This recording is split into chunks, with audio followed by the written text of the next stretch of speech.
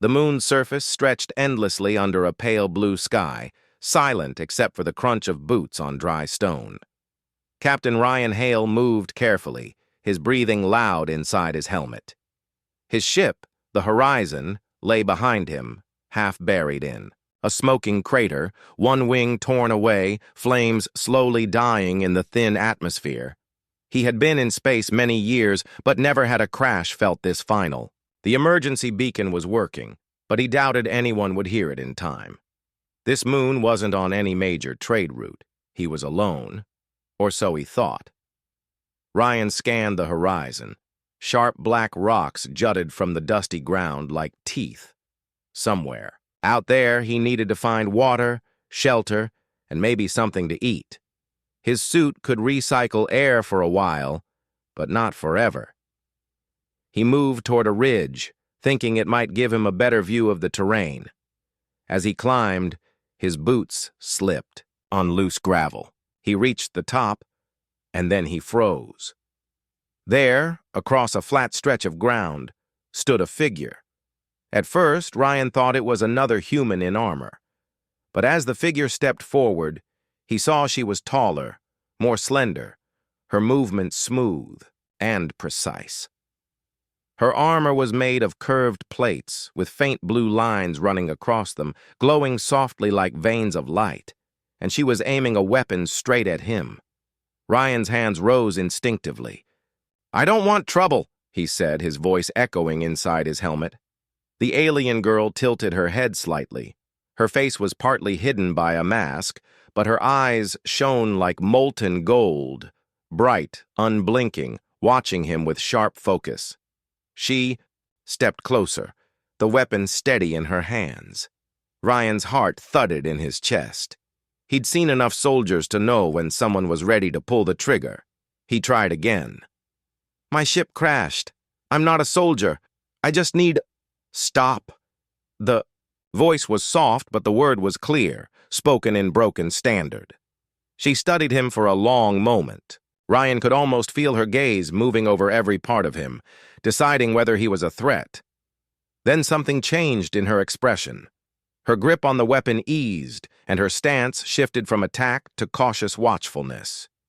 "You are not my enemy," she said slowly. Ryan didn't lower his hands right away. He didn't trust sudden changes like that. "You sure about that?" he asked. She didn't answer directly. Instead, she looked past him toward the smoking remains of his ship. "Others will come soon." The way she said it sent a chill down his spine. "Others? Who?" Her gaze flicked back to him. "Hunters. Not human. Not safe." Ryan frowned. He had heard of scavengers and pirate crews operating in the outer systems, but the tone in her voice told him this was worse. She took a step closer, lowering her weapon completely now. The light from her armor reflected faintly off his cracked visor. "Name?" she asked. "Ryan Hale," he said. "Captain of the Horizon. And you are—" A pause. "Sailra." It was a name unlike any he had heard before. Sharp at the start, soft at the end. Ryan looked at her armor, the dents and scorch marks across it. "You've been in a fight recently." Sailra gave the smallest nod. "Same hunters. My ship. Gone." So they were both stranded. That didn't make him feel any safer. The wind picked up, carrying a faint, high-pitched whine from the distance. Sailra stiffened and looked toward the sound. Ryan followed her gaze. Far across the rocky plain, small shapes moved in the air, flying low, darting in sharp, mechanical movements. "What are those?" he asked. "Drones," she said quickly. "Scouts. They search." Ryan's instincts told him to run, but he didn't know where to go. Sailra seemed to read his hesitation. "Come. Hide." She turned and started moving fast along the ridge. For a moment, Ryan considered staying put. Trusting a stranger was never a good idea in space. But the drones were growing louder. If they were hostile, standing in the open was suicide. He followed. Selra led him down a narrow path between jagged stone pillars. The air here was cooler, shadows stretching across the ground. They reached a small overhang of rock, and she motioned for him to crouch. The drones passed overhead moments later, sleek black shapes with glowing red sensors scanning the ground as they moved. One paused in the air, almost directly above their hiding place. Ryan held his breath. Selra's hand went to her weapon, but she didn't fire. After a tense few seconds, the drone moved on, following the others toward the horizon. Ryan exhaled slowly. "You weren't kidding about the hunters?" "No." She looked at him, her golden eyes steady. "They will find you if you stay alone." He studied her for a moment. Trust didn't come easily for him, especially after a crash like this. But she had just saved him from being spotted. "What do they want?" he asked. Selra's gaze shifted away, as if she were deciding how much to tell him. "They search for something buried here, long ago." Ryan frowned. "Buried? Like what?" She hesitated. "Not now. Too dangerous to speak here." He nodded slowly. He could see her point. If those drones had sensitive listening tech, they might not be safe even under this rock. Selra stood and began walking deeper into the rocky pass. "Shelter," she said. "Then we talk." Ryan glanced back at the distant shape of his ruined ship, smoke still curling into the sky. He knew he wouldn't be coming back for it. Whatever was happening here, the wreck was only going to attract attention from the wrong kind of people. He adjusted the straps on his gear and followed her into the shadows. The narrow pass twisted like a tunnel carved by time. Shadows stretched along the walls, and the light from the pale blue sky faded the deeper they went. Ryan followed Selra, his boots crunching softly on the gravel floor. She moved with quiet speed, stepping lightly over rocks as if she had walked this path many times before. Her armor made no sound except the faint hum from the blue lines that ran along its plates. Ryan kept his eyes on her back, wondering if he had just made the smartest or dumbest decision of his life. After several minutes, they reached a wider space between two cliffs. There was a shallow cave on the left side, hidden by a curtain of dried vines that rattled in the wind. Selra pulled them aside and stepped in. Inside, the air was cooler. The cave's walls were smooth, almost polished, with faint markings etched into the stone. Ryan guessed they were old. Older than either of them could imagine. "This is safe?" Ryan asked. "For now," Selra replied, scanning the entrance before letting the vines fall back into place. She set her weapon down beside her and removed, the mask covering her face. Ryan studied her features for the first time. She had smooth, pale skin with faint iridescent markings along her cheekbones that shimmered when the light touched them. Her eyes, those molten gold eyes, watched him with a mix of caution and curiosity. "You said others would come," Ryan began. "Hunters? Who are they?" Selra sat on a flat rock and leaned forward, resting her elbows on her knees. "They are not one people, many kinds, working together, paid by someone powerful. For what?" She was silent for a long moment. "For a thing that should never be found." Ryan frowned. "And this thing is buried here? On this moon?" Selra nodded slowly. "Deep under the ground, very old. My people made it." Her tone was heavy, almost ashamed. Ryan waited for her to go on, but she didn't. "What is it?" he asked. She looked him straight in the eyes. "A beacon." The word didn't mean much to him at first. "Like a signal? Something? For navigation?" Her gaze sharpened. "Not for navigation. For summoning. Long ago, my people called a fleet, an army of machines and warships. They answered the beacon, and they obeyed." Ryan leaned back slightly. "Sounds like your people had a lot of power." Selra shook her head. "Power, yes, but no wisdom. They used the fleet to take what they wanted.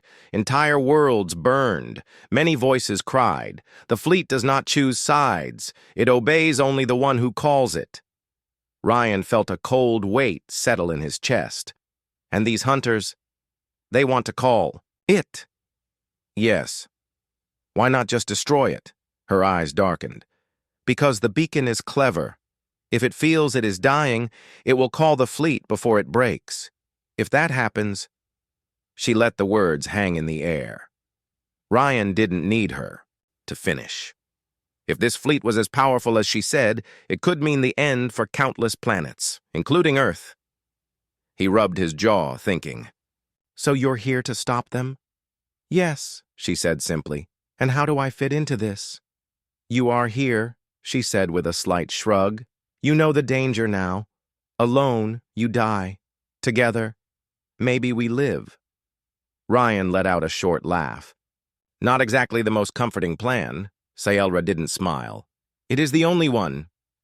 Outside, the faint whine of engines drifted through the air again. Ryan tensed, but Sayelra stayed calm. She stood and walked to the back of the cave, where a bundle of supplies lay hidden behind a loose rock. She pulled out a small device that looked like a scanner and checked the readings. "They are moving closer," she said. "We must travel soon." Ryan frowned. "Travel where?" "To a place below the ground. Old tunnels. The hunters will not see us there. But it is not easy to reach." Ryan glanced at his wrist display. His suit's oxygen reserve was fine for now, but his food supply was low, and his water filter had been damaged in the crash. If he stayed alone, he wouldn't last long. He looked at Sayelra. "All right, we stick together. But you need to tell me more as we go. No more surprises if we can help it." Sayelra nodded once. "Agreed." They packed quickly. Ryan kept his sidearm ready, though he knew it wouldn't do much against advanced alien tech. Sayelra carried her weapon like it was, part of her arm, natural, steady, always ready. When they stepped outside, the wind was stronger, carrying a faint smell of metal and burning fuel. Ryan glanced toward the horizon and caught sight of faint shapes moving low to the ground. "Drones again?" he asked. Sayelra didn't look. "Yes. And more than before." They moved quickly along the base of the cliffs, staying in the shadows, where the rock shielded them from above. The ground sloped downward into a shallow valley, dotted with strange black plants that swayed without wind. Ryan brushed against one and felt a static-like shock on his arm. He made a mental note to avoid them. As they walked, he tried to understand the alien girl beside him. She spoke little, but every word seemed chosen with care. She walked like someone who had spent years avoiding danger. After about an hour, they reached another ridge. Sayelra crouched low and motioned for Ryan to do the same. She peered over the edge. Ryan followed her gaze and froze.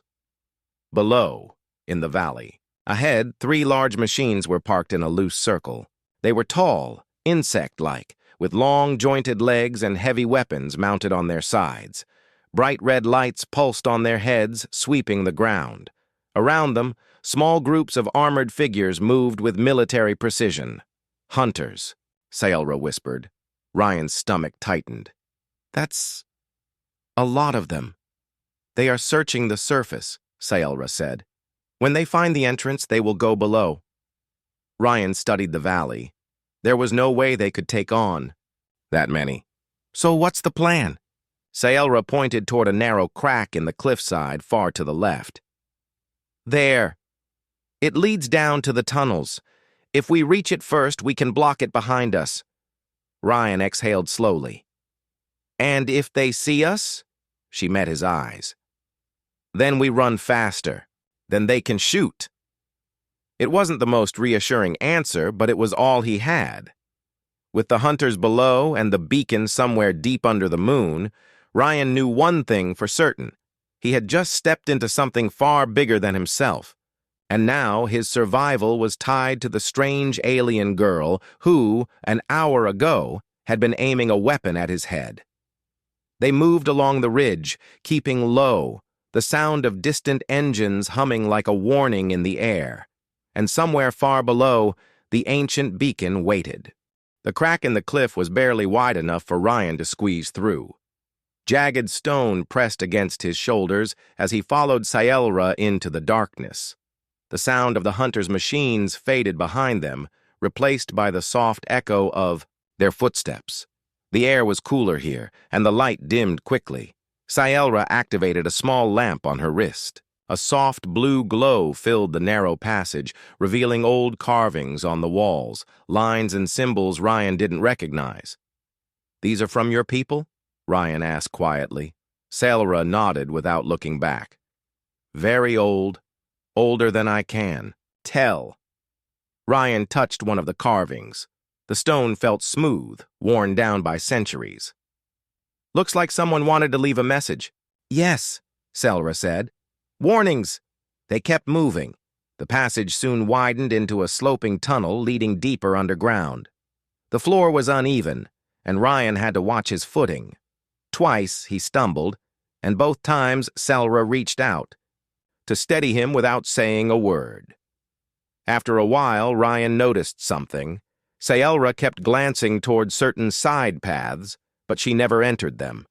Once she stopped completely, staring down a dark tunnel that seemed no different from the others. "What's down there?" he asked. Scielra's golden eyes narrowed. "Traps, old defenses, still active." Ryan raised his eyebrows. "After all this time?" "They do not sleep," she said. "The beacon was built to survive. Everything around it still waits to protect it." The way she said it sent a shiver through him. They continued until the tunnel opened into a vast underground hall. The ceiling was high and arched, with stone pillars stretching upward like frozen trees. Broken pieces of alien machinery lay scattered across the floor, and strange plants glowed faintly in the corners. Ryan whistled softly.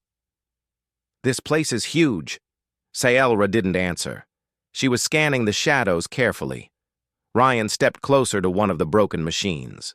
Its surface was covered in dust, but faint blue lights still flickered deep inside. "This tech, it's still alive?" "Yes," Scielra said. "Half alive. Dangerous." He turned to her. "You've been here before, haven't you?" Her eyes met his, and for a moment she didn't reply. Then she said, "Yes, once." "What happened?" "I failed." Ryan waited for her to say more, but she began walking again, avoiding the question. They crossed the hall and entered another tunnel, narrower than before. The walls here were lined with panels of alien metal, smooth and cold. As they moved, Ryan noticed faint hums and clicks, as if the structure itself was alive. Finally, Scielra stopped. She placed her hand on one of the panels, and it lit up with a soft golden glow, matching the color of her eyes. Ryan stepped closer. "What's that?" "A lock," she said. "The beacon is close. This is one of its gates." He frowned. "You said it's dangerous to destroy it. Then what's the plan?" Scielra looked at him for a long moment. "You will not like the answer." "Try me." She took a deep breath. "We must reach the core and change its command. Tell it the galaxy is gone, that there is nothing to answer. Then it will sleep forever." Ryan rubbed the back of his neck. "Sounds simple. I'm guessing it's not." "No," Scielra said. "The hunters will try to stop us. And the beacon will know we are there." Before Ryan could reply, a sharp, metallic sound echoed through the tunnel behind them. Scielra spun, her weapon in hand instantly. Ryan drew his sidearm. From the darkness, 3 small shapes emerged. Drones, their red sensors glowing like eyes. "Down!" Scielra shouted. Ryan dropped as a bolt of bright energy shot past his head, scorching the wall. Scielra fired twice, hitting the first drone. It spun wildly before crashing to the floor. The other 2 zipped upward, circling fast. Ryan fired at one but missed. The drone fired back, forcing him to duck behind a metal panel. Selra moved smoothly, almost dancing as she dodged shots and returned fire. Her second shot hit the second drone, sending it sparking to the ground. The last drone darted toward Ryan. He fired twice, the second shot hitting dead center. The machine dropped, smoking. The tunnel went quiet except for their breathing. "Scouts," Selra said. "Now they know where we are?" Ryan swore under his breath. "How much time do we have?" "Not enough," she said. She turned back to the glowing panel and placed her other hand beside the first. Symbols appeared in the air, floating shapes Ryan couldn't read. She tapped them in a quick sequence, and the panel slid open, revealing a staircase descending into deeper darkness. "This is the fast way," she said. Ryan gave a humorless smile. "Fast doesn't always mean safe," she almost smiled back. "It never does." They began their descent, the air growing colder with each step. Ryan felt a strange pressure in his chest, as if the deeper they went, the heavier the air became. At the bottom of the stairs, they entered a narrow hallway lined with statues. Tall figures in alien armor, their faces hidden behind helmets. Their eyes were made of the same glowing stone as the markings on Selra's cheeks. Ryan's voice was low. "These are guards?" "Yes. They watched the beacon for centuries." "Watched? Past tense?" Selra didn't answer. They passed the last statue, and suddenly, the floor beneath them shifted slightly like a tremor. Ryan froze. "Please tell me that's normal." Selra's eyes scanned the walls. "The beacon is waking." Ryan's stomach tightened. "Because of us." "Because the hunters are close," she said. From somewhere far below, a deep hum began to rise, low at first, then stronger, vibrating through the floor. The air grew warmer. Ryan glanced at Selra. "Whatever we're going to do, we better do it fast." She nodded. "Then we do not stop." Together, they moved forward, deeper into the shadows, toward the heart of something ancient and dangerous, something that could change the fate of entire worlds. The hum of the beacon echoed through the tunnels, growing louder with every step. Ryan and Selra moved quickly, their footsteps barely making a sound on the cold stone floor. The ancient halls around them were vast and shadowed, filled with broken machines and twisted metal. "We can't stop now," Selra said, her voice steady but low. "They're coming." Ryan nodded, gripping his sidearm tightly. Despite its small size and limited power, it was his only defense. Suddenly, from deep within the shadows, bright red lights flashed. The hunters had found them. "Drones!" Selra hissed, raising her weapon. Ryan fired his pistol as a small swarm of black insect-like drones dropped from the ceiling. Their many legs clicked on the stone as they rushed toward them. Selra moved, with grace, dodging and firing precise shots. Her weapon hummed with energy, each blast taking down one drone after another. Ryan followed her lead, firing quickly, though he knew his weapon was little match for these machines. They raced down a wide hallway lined with tall pillars that cast long shadows. Sparks flew as drone weapons struck the walls around them. "Split. Up!" Selra ordered suddenly. Ryan hesitated. "What?" "We can't fight all of them together. We draw their fire separately and meet at the chamber." Ryan's heart pounded, but he trusted her. They separated, darting through different paths in the ruined city beneath the moon. Ryan ran through a narrow corridor filled with broken machinery and ancient screens flickering faintly. The drones followed, hunting him relentlessly. His lungs burned, but he pushed forward, searching for a way to lose them. He ducked behind a large piece of fallen metal just as a drone's laser swept past him, scorching the wall. Holding his breath, he watched the drones pass by before slipping away.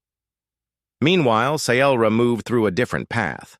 She was faster and more skilled, using hidden passages and forgotten stairways to outpace their pursuers. Her knowledge of the ruins was clear, but even she was not immune to the danger. In one narrow stairwell, a drone caught her by surprise. It fired just as she jumped aside, the blast missing by inches and shattering the wall behind her. She didn't stop. Every second counted. Far apart, both fought their way through the maze-like tunnels, following an unseen thread that would bring them together. Ryan found an ancient door covered in strange symbols. He pressed his hand against it, and to his surprise, it slid open slowly, revealing a staircase leading downward. This must be it, he thought, descending into the darkness. At the same time, Scielra reached another door guarded by a wall of energy. She studied the control panel beside it and quickly tapped a series of symbols. The barrier flickered and vanished. She rushed inside and ran down steps, leading to a massive chamber bathed in blue light. Ryan entered the chamber just moments later. It was vast and circular, with a glowing device in the center, the beacon. The beacon was a large machine covered with intricate patterns and softly pulsating lights. Its surface looked almost alive, as if it breathed with power. Ryan stepped closer, feeling the strange energy filling the room. Suddenly, footsteps echoed.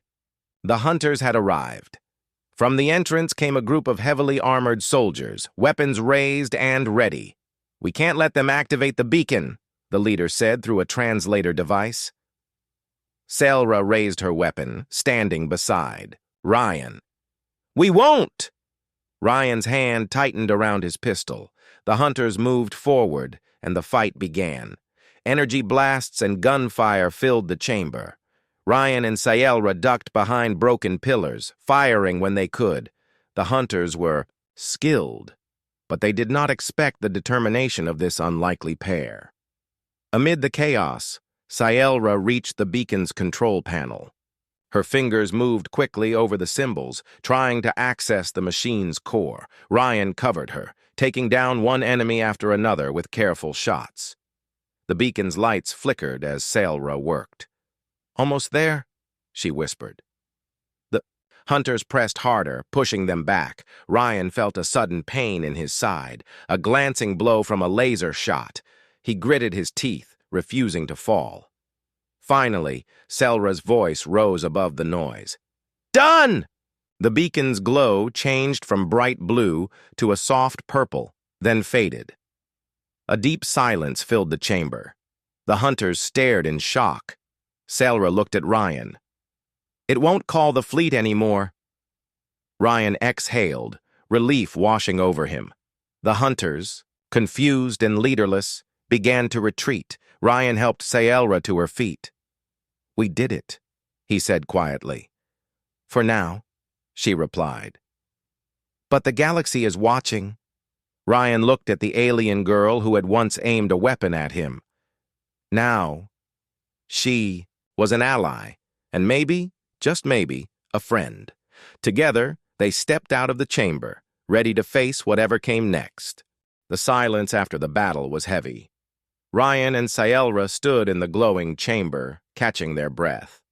The ancient beacon now pulsed softly, as if it were a sleeping giant at last calmed. But neither of them was ready to relax. The hunters might return, and soon. Scielra wiped a thin line of sweat from her forehead. "We cannot destroy the beacon," she said again. "If we do, it will send a final call to the fleet. They will come no matter what. We must trick it into believing there is nothing left to answer." Ryan nodded slowly, understanding the stakes. "How do we do that?" "The beacon listens to two voices," Scielra explained. "One from my people, one from another. Both must agree to the command. It's designed to prevent outsiders from shutting it down." Ryan felt the weight of that. "So you're saying I have to help you activate it?" "Yes," she said quietly. "You and I must work together." Ryan swallowed. This was far beyond anything he expected when his ship crashed.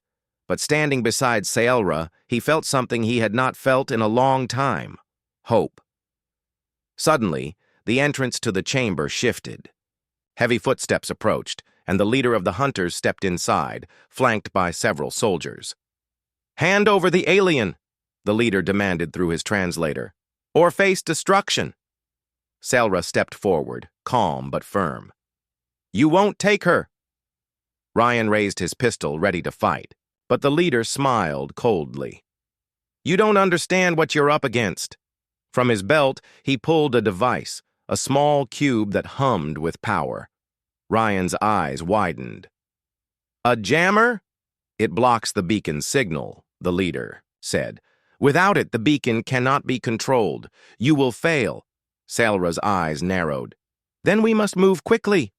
Ryan glanced at the beacon's glowing core. How long? Minutes, she said. Maybe less. The leader motioned to his soldiers. Surround them. Ryan and Selra moved to the center of the chamber, hands on the beacon's control panel. The symbols lit up under their fingers, responding to their touch. Ryan felt a strange connection to the machine, as if it were alive and watching. Repeat after me, Selra said, her voice steady but urgent. The galaxy is lost. The beacon's call is ended. Ryan copied the words, unsure if his voice would be accepted by the ancient technology. The beacon glowed brighter, humming louder. Suddenly, alarms blared. The jammer was shutting down. The leader cursed. They are almost done. Ryan's heart pounded. He focused on the symbols, following Selra's lead. With a final touch, the beacon's light faded. The humming stopped. A deep silence filled the chamber. The hunters looked shocked and defeated. Selra turned to Ryan. We did it. The fleet will not come, the leader snarled. You think this ends here? The Syndicate will send more. Ryan looked at Selra, determination burning in his eyes. Then we fight. Together. The hunters retreated, leaving the chamber in peace, for now. Ryan helped Selra to her feet, and they shared a look that spoke of trust and the beginning of an alliance. The fate of many worlds rested in their hands.